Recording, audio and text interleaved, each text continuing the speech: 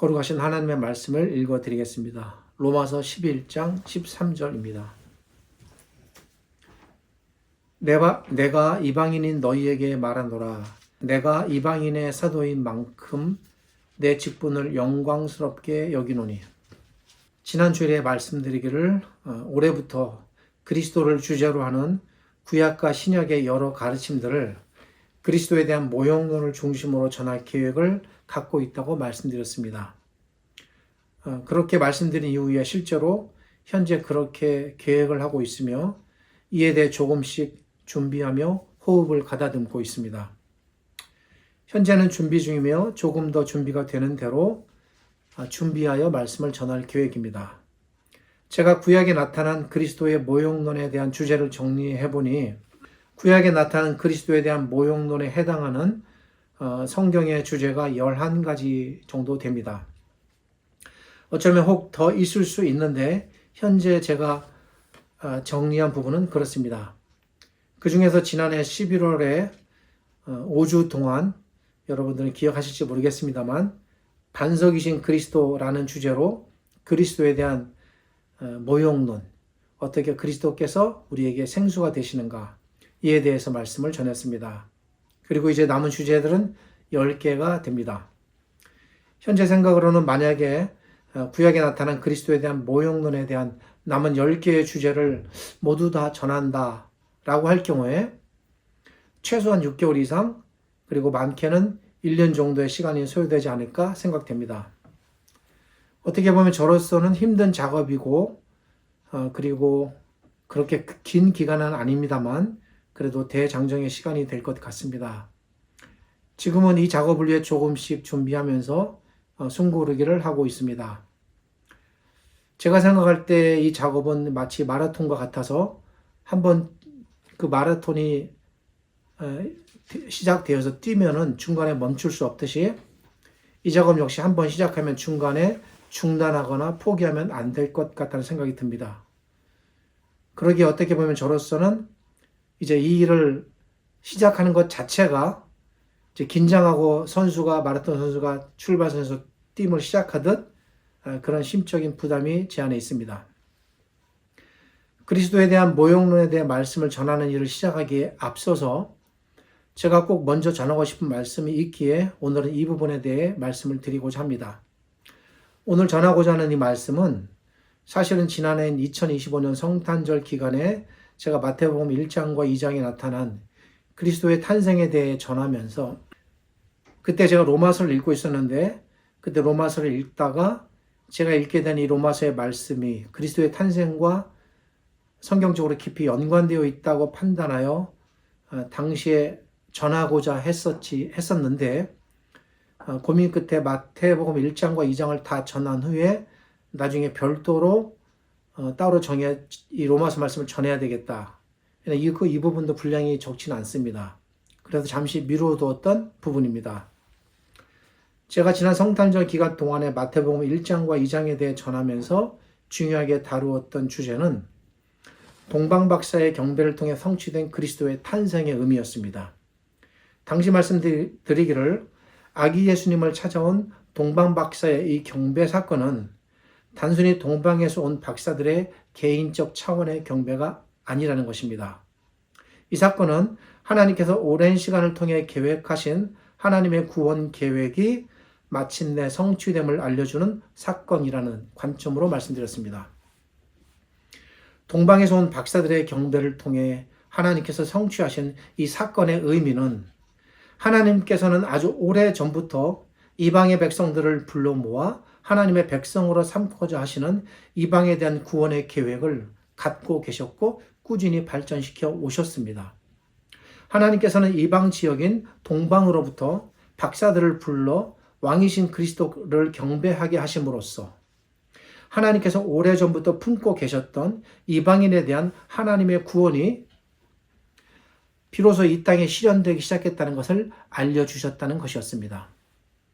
하나님께서 이방 나라인 동방에서 박사들을 불러 모아 아기 예수님을 왕으로 경배하게 하신 이 사건 속에는 이처럼 이방인을 구원코자 하셨던 하나님의 놀랍고도 오래된 계획이 비로소 이 땅에 성취됨을 보여주고 있는 것입니다. 그렇다면 과연 그럴까요? 하나님께서 이방의 백성들을 불러 하나님의 백성으로 삼으시고 이방의 모든 민족들을 구원하는 것이 오래전부터 있었던 하나님의 계획이셨을까요? 오늘 설교는 이 질문으로부터 시작됩니다. 오늘 설교의 전개 방식은 이전에 제가 취했던 전개 방식과는 정반대의 방식으로 진행됨을 말씀드립니다. 이전에는 대개 말씀을 전할 때, 그리고 사실 이것이 많은 설교의 기본 방향이기도 합니다. 맞습니다. 구약의 어떤 한 본문을 시작점으로 해서 그 구약의 말씀이 다른 구약과 신약을 통해 어떻게 성취되어 가는가를 점진적으로 추적해 나가는 전개 방식을 제가 즐겨 사용했고 또 그렇게 해왔습니다. 그렇게 하여 구약에 나타난 계시가 어떻게 시간이 흐르면서 신약을 통해 구약의 그 계시가 발전하여 나타나고 그리고 마침내 성취되었는가, 이런 것들을 제가 늘 기쁘게 찾아갔습니다. 그런데 오늘 제가 취하려는 방식은 정반대의 역추적 방식입니다. 무슨 말씀인고 하니, 먼저 결론을 말씀드리고 나서 그리고 그 역으로 추적해서 신약에서 시작해서 구약으로 거슬러 올라가면서 어떻게 이 말씀드린 결론이 구약을 통해 시작되었는가를 역으로 찾아 올라가 보는 것입니다. 이렇게 해서 선택된 본문이 우리가 오늘 읽은 이 한 구절입니다. 13절은 이렇게 말합니다. 내가 이방인인 너희에게 말하노라. 내가 이방인의 사도인 만큼 내 직분을 영광스럽게 여기노니. 여기서 나는 사도 바울을 가리킵니다. 그리고 바울 사도께서는 스스로 말하기를 하나님께서 자신을 이방인의 사도로 세우셨다고 분명히 말하며 자신의 이 직분을 영광스럽게 여긴다라는 고백의 말을 합니다. 바울 사도의 이 고백은 매우 깊고도 그리고 포괄적인 하나님의 구원이 담겨있는 심오한 고백이라 할 수 있습니다. 오늘 본문이 한 구절이지만 결코 이것이 담고 있는 분량과 의미는 굉장히 많고 깊다라고 볼 수 있습니다. 바울 사도의 이 고백이 갖는 가장 1차적인 의미는 이런 것입니다. 하나님께서는 여러 사도들을 세우셨습니다. 그리고 하나님께서는 각각의 사도들에게 독특한 사도적 사명을 부여하셨습니다. 예를 들어 야고보 사도에게는 예루살렘 교회를 잘 이끌어 예루살렘 교회를 정착시키고 예루살렘 교회를 중심으로 복음이 전파될 수 있도록 하는 기초를 마련하게 하시고, 그리고 그 예루살렘 교회를 잘 세워갈 목회적 사명을 주셨습니다. 베드로 사도에게는 물론 베드로 사도께서 이방인에게도 복음을 전하지만 그는 주된 방향이 유대인들이었습니다. 유대인들에게 복음을 전하는 사명을 주셨습니다. 또한 사도 요한에게는 장차 오실 그리스도에 대해서 알고 기록하여 마지막 날들에 대한 일들을 기록으로 남기고 전할 사명을 또한 주셨습니다. 이처럼 사도들은 각기 자신들에게 부여된 독특한 사도적 사명이 있는 것입니다. 하나님께서 사도들에게 이처럼 독특한 사명을 부여하셨듯이, 왜냐하면 복음에는 다양한 방향의 각각의 길들이 필요하기 때문에 각 사도들을 통해서 하나님께서 다양한 길을 가게 하시는 것입니다. 그렇게 하셨는데 바울 사도께서는 하나님께서 바울 사도가 자신에게 독특한 사도적 사명을 또 부여하셨다고 고백하는 것입니다. 이전에 그리스도인들을 핍박했던 사울인 자신을 하나님께서 부르셔서 사도로 세우신 특별한 사명이 있다는 것입니다. 그것은 바로 하나님께서 자신을 누구보다도 이방인을 위한 이방인의 사도로 세우셨다는 것입니다. 물론 빌립이나 베드로와의 사도들도 이방인들에게 복음을 전했지만 그들을 이방인의 사도라고 말하기는 조금 그렇습니다. 그런데 바울은 아주 분명하고 정확하게 자신에게 부여된 사명이 자신은 이방인의 사도다라는 것이었습니다. 바울 사도께서 자신에게 부여된 사명이 특별히 유대인이 아닌 이방인을 구원하게 하시는 것이었음을 누구보다도 바울 사도 자신이 명백하게 잘 알았다는 사실은, 그렇다고 해서 바울 사도께서 유대인들에게 복음을 안 전했느냐? 또 그것은 아닙니다. 그것도 간절히 원했지만 자기의 주된 사명은 이방인이었다는 것입니다. 바울 사도께서 사도로서 이 편지를 쓰기까지 그동안 그가 지내온 세월들이 그가 얼마만큼 이 이방인을 위한 사도로서 힘들게 살아왔는지를 증명해 줍니다. 바울 사도께서는 이방인 지역에서 복음을 전하기 위해 친히 자원하여 스스로 이방의 지역으로 교회의 파송을 받아 나아갔습니다. 1차와 2차와 3차 전도 여행 과정에서 수많은 박해와 목숨의 위험과 사람들의 모략과 핍박과 죽음의 위협 속에서도 특별히 유대인들의 핍박이 더욱 심했습니다. 그런 가운데서도 이방인들에게 그리스도를 전하며 이방의 백성들에게 복음을 전했고 수많은 이방의 지역들에게 교회를 세웠습니다. 바울 사도께서는 와서 우리를 도우라는 마게도냐의 한 청년의 외침을 환상으로 보고 마게도냐로 기쁘게 나아갔습니다. 그곳에서 바울 사도께서는 빌립보에서 복음을 전했으며 이를 계기로 빌립보의 교회가 세워졌습니다. 또한 바울 사도께서는 예루살렘에서 재판을 받을 수 있음에도 불구하고 추측컨대 만약 그렇게 하였더라면 어쩌면 무죄 판결을 받아 감옥에서 나올 수 있었음에도 불구하고 그는 이방 나라의 중심지인 로마에서 복음을 전하기 위해 친히 로마에서 재판받기를 원했습니다. 죽음을 각오한 자리로 나아간 것입니다.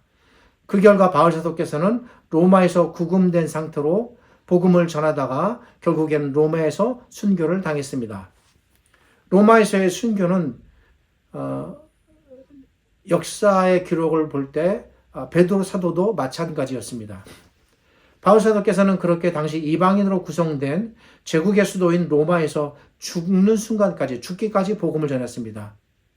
이제 그 로마의 하나님의 백성을 위해 바울 사도께서 3차 전도 여행 중에 고린도에서 이 로마서 편지를 쓰고 있는 것입니다. 이 편지를 쓰며 바울이 전하는 그의 고백, 내가 이방인인 너희에게 말하노라, 내가 이방인의 사도인 만큼 내 직분을 영광스럽게 여기노니 라는 이 고백이 나오는 것입니다. 그렇다면 바울을 특별히 이방인을 구원하실, 이방인을 위한 사도로 세우신 이 하나님의 특별하고도 놀라우신 부르심 속에 담긴 의미는 무엇일까? 바울 사도가 분명히 자기는 이방인의 사도다라고 깨닫는데 이 안에 담긴 하나님의 의미는 무엇일까? 바울을 이방인을 위한 사도로 부르신 하나님의 부르심 안에는 하나님의 어떤 구원 계획이 담겨 있었을까? 이에 대해서 성경적으로 거슬러 올라가면서 그 의미를 따라가 보고자 하는 것입니다. 여기서 우리가 우선 전제해야 할 한 가지 사실이 있습니다. 그것은 하나님께서 바울을 특별히 이방인을 위한 사도로 부르셨다는 이 부르심은 전혀 그런 계획이나 준비가 없다가 어느 날 갑자기 바울 사도에게 주어진 하나님의 부르심이 아니라는 것입니다. 바울 사도에 대한 이 하나님의 부르심은 하나님께서 바울을 이방인을 위한 사도로 세우시기 이전부터 하나님께서는 이방인을 위한 구원의 계획을 아주 오래전부터 갖고 계셨다는 것입니다. 하나님께서는 이방인에 대한 구원의 계획을 갖고 계셨는데 그것을 이루시기 위해서 이제 하나님께서 정하신 하나님의 때가 되어 그때에 맞춰 바울을 특별히 이방인을 위한 사도로 부르시고 세우셨다는 것입니다. 그러면 우리가 여기서 생각해 보아야 할 것은 하나님께서 이방인을 구원하실 것이라는 이 이방인의 구원은 언제부터 시작되었으며 그리고 그것은 성경을 통해 어떻게 시작되어 전개되어 왔으며 그리고 이루어져 왔는가, 이 부분에 대해 생각해 보고자 하는 것입니다. 시간을 역으로 추적해서 생각해 본다면 하나님께서 이방인을 구원하실 것이라는 이방인의 구원에 대한 암시를 나타내 주는 바울 사도의 부르심을 기준으로 가장 가까이 근접한 대표적인 사건은 이디오피아 간다게의 신하에게 복음을 전한 빌립의 전파와 그리고 로마의 이방인에 해당하는 고넬료에게 복음을 전한 베드로의 전파입니다. 이디오피아의 간다게의 신하와 그리고 로마의 이방인인 고넬료에게 복음을 전한 이 빌립과 베드로의 이 복음 전파 사건은 하나님께서 이미 바울을 부르시기 이전부터, 그리고 바울이 사도로 부르심을 받는 그 동시대에 이미 하나님께서 다양한 경로를 통해 이방인을 구원하기 시작하셨음을 알려주는 대표적인 사건들입니다. 그리고 이 외에도 더 있을 것입니다. 일단 기록만을 놓고 볼 때 그렇다는 것입니다. 비록 바울 사도께서 이방인을 구원하시기 위한 사도로 하나님께 특별히 세움을 받았지만, 이미 바울 사도의 행적과 무관하게 하나님께서는 다른 경로들을 통해서 빌립과 베드로를 통해 이방인을 위한 구원의 포석을 마련해 두셨음을 우리가 알 수 있는 것입니다. 그런데 우리가 알아야 할 것이 있습니다. 그것은 이처럼 하나님께서 이방인을 구원할 것이라는 이 하나님의 구원을 이 땅에 선포하시고 알리시는 대표적인 성경적 사건이 이미 사도 바울, 빌립, 베드로 등의 전파 그 이전에 이미 그 증거와 조짐이 나타났다는 것입니다. 하나님께서 이방 민족을 장차 하나님의 구원의 백성으로 삼을 것임을 알려주는 공적인 대대적인 대사건이 발생한 것입니다. 그것이 무엇인지 아십니까? 그 사건은 바로 예수님께서 승천하신 직후에 초대교회 제자들에게 오순절에 임한 성령 강림 사건입니다. 오순절에 초대교회에게 임한 성령 강림 사건에 대해서 오늘날 많은 신자들이 오해하고 그릇된 방향으로 해석하려는 경향이 있습니다. 이 안에는 이방인을 위한 하나님의 구원과 연관된 중요한 의미가 담겨 있습니다. 성령 강림을 통해 당시 하나님께서는 각 제자들이 자신들이 전혀 알지 못했던 이방인의 언어들을 말할 수 있는 능력을 부여하셨습니다. 당시 오순절에 이방의 각 지역으로부터 온 다양한 나라의 사람들은 제자들이 자신들의 언어로 말하는 것을 듣고 놀랐습니다. 이 표적은 당시 중대한 하나님의 구원 소식이 이제 이방인들에게 향하여 선포되고 있음을 알려주는 표적이 되는 대사건인 것입니다. 그것은 하나님께서 각 제자들에게 이방 나라들의 언어들을 말하게 하심으로써 하나님께서 당시 아시아와 유럽과 아프리카의 이방 지역에서 온 사람들에게 복음을 전하게 하셨음을 알려주는 것입니다. 추론하건대 아마도 당시 아시아와 유럽과 아프리카의 이방 지역에서 온 유대인들은 예루살렘에서 일어난 이 기이하고도 놀라운 사건을 접하고, 그리고 베드로가 전하는 복음을 듣고 그리스도를 받아들이는 일에 상당한 인원들이 동참했을 것으로 보입니다. 그리고 이렇게 그리스도를 믿고 따르게 된 이방 지역에서 온 각 유대인들은 각각의 나라로 돌아가서 그리스도를 전하고 전파하였을 것입니다. 이렇게 하여 오순절에 예루살렘에서 일어난 성령 강림 사건은 아시아와 유럽과 아프리카를 비롯해서 수많은 이방 지역에 복음이 전파되는 결정적인 계기가 되는 사건이 되는 것입니다.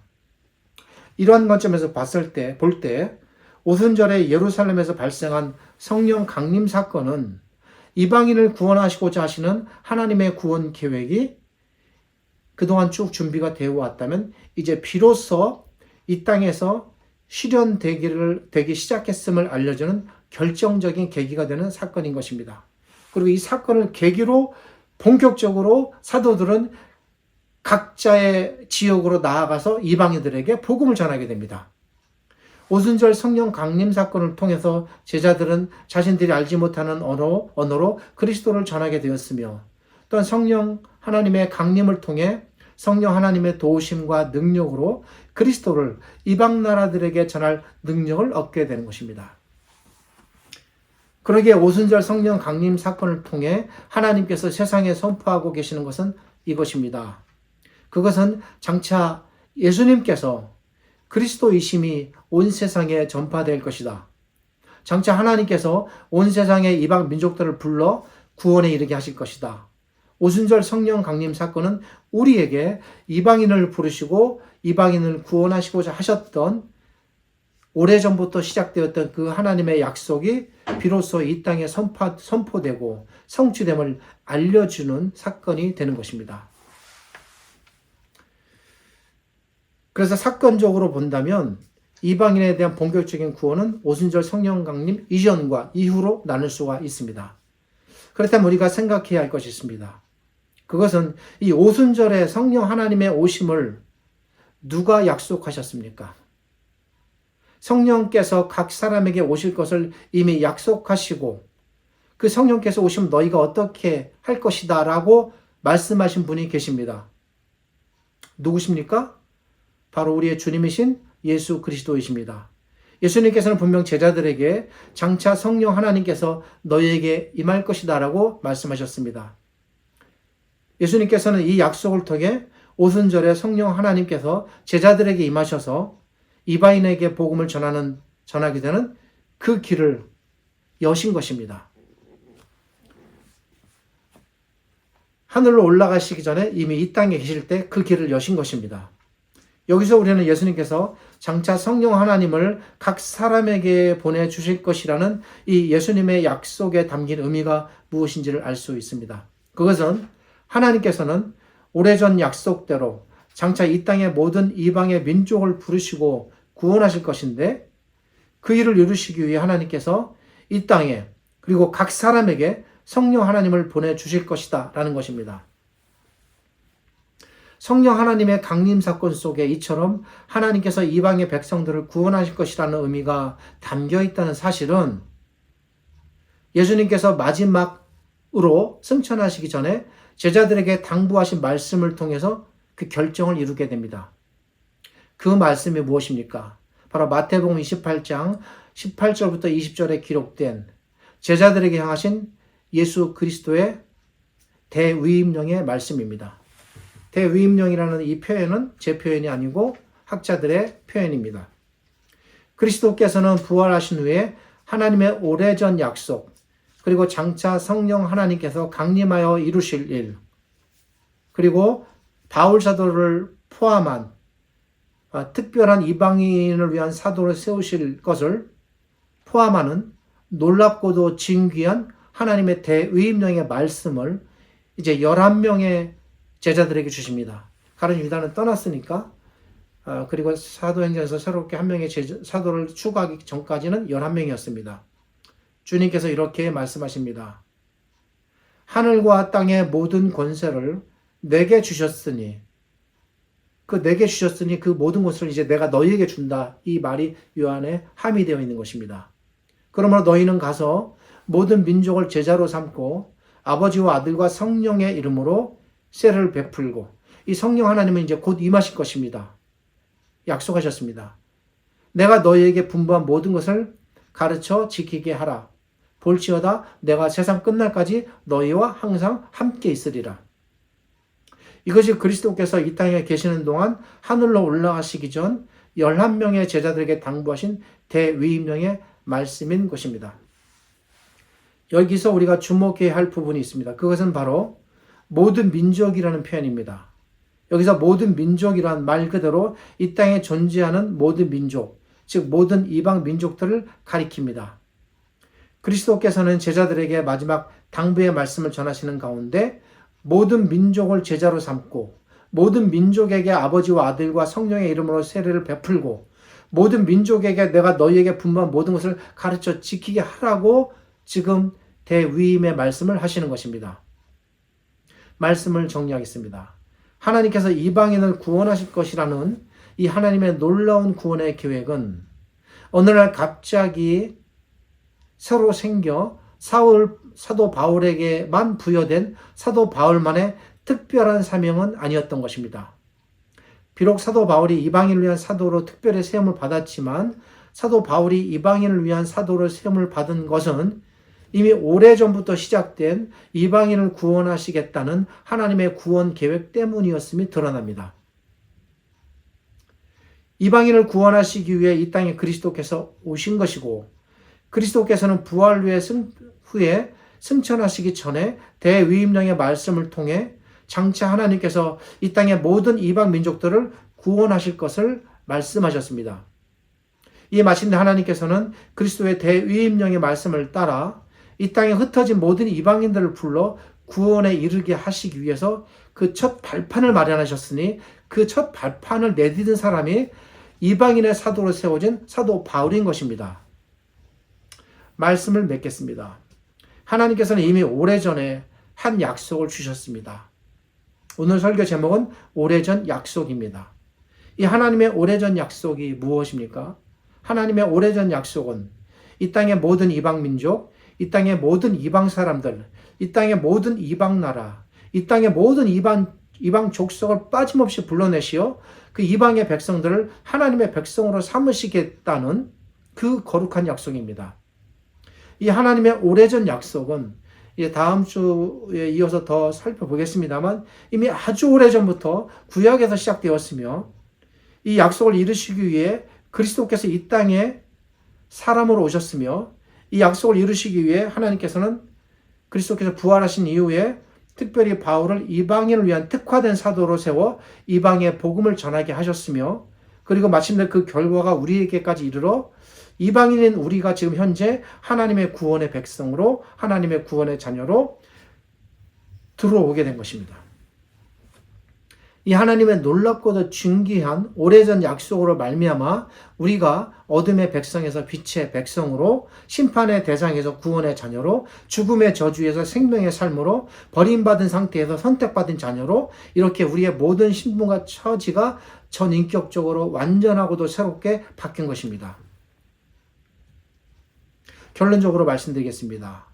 이방인을 구원코자 하셨던 하나님의 오래전 약속으로 말미암아 우리는 지금 현재 우리의 이 놀라운 신분의 상태로 바뀌었습니다. 다음 시간에 그렇다면 이방인을 구원하시리라는 이 하나님의 오래전 약속은 그리스도께서 이 땅에 오시기 이전에 언제부터, 구약에서 언제부터 그 약속이 최초로 생겼고 주어졌을까? 그리고 그 약속들은 구약 안에서 어떻게 발전하여 나타나고 점진적으로 분명해지면서 신약 시대까지 이르렀을까? 이런 부분에 대해서 조금 더 생각해 보도록 하겠습니다. 기도하겠습니다. 귀하시고 거룩하신 아버지 하나님 은혜를 감사드립니다. 하나님의 오래전 약속, 이 땅에 흩어진 모든 이방인들을 불러 빠짐없이 구원하시겠다는 하나님의 이 놀랍고도 귀한 오래전 약속이 그리스도를 통해서 이 땅에 이루어졌고 그 약속을 또한 이루게 하시기 위해서 사도 바울을 이방인을 위한 특별한 사도로 세우셨으며 사도 바울뿐만 아니라 다른 제자들과 사도들도 그 일에 동참하였고 그런 하나님의 구원으로 말미암아 그 복음이 이제 흘러 우리에게까지 전하여져 왔으며 이방인인 우리도 그 하나님의 구원 안에 들어가게 되고 동참하게 됨을 이제 우리가 배우고 깨닫습니다. 하나님의 이 놀랍고도 진귀하며 고귀한 거룩한 구원의 역사가 참으로 기쁘고 감사합니다. 그 놀라우신 하나님의 은혜가 우리에게까지 이렇게 넘쳐와서 우리가 하나님의 자녀가 되어 그 자녀로 살아가게 됨을 감사드립니다. 하나님께서 이루신 이 놀라운 구원의 역사에 대하여 찬양하고 감사하며 기뻐하며 영광을 돌려드립니다. 구원받은 백성으로 우리의 구원이 얼마나 소중하고 귀한가를 깨닫게 하시고 우리에게 주어진 이 구원을 기쁨으로 삼아 더욱더 믿음의 백성, 구원의 백성으로 살아갈 수 있도록 이끌어 주시옵소서. 지금은 우리 주님 예수 그리스도의 은혜와 저희를 지극히 사랑하신 아버지 하나님의 크신 사랑과 오늘 이 말씀을 통해서 우리를 부르시고 힘주시며 더욱더 하나님의 구원받은 백성으로 흔들림 없이 살아가도록 이끌어 주시는 성령 하나님 함께 하심이 이 기록된 말씀을 받아들이고 하나님의 은혜를 깨달으며 즐거워하고 기뻐하는 모든 신자들에게 하나님의 은혜와 함께 하시는 사랑과 그 기쁨이 가득하고 넘쳐나기를 우리 주님 예수 그리스도의 이름으로 축복하며 기도드립니다.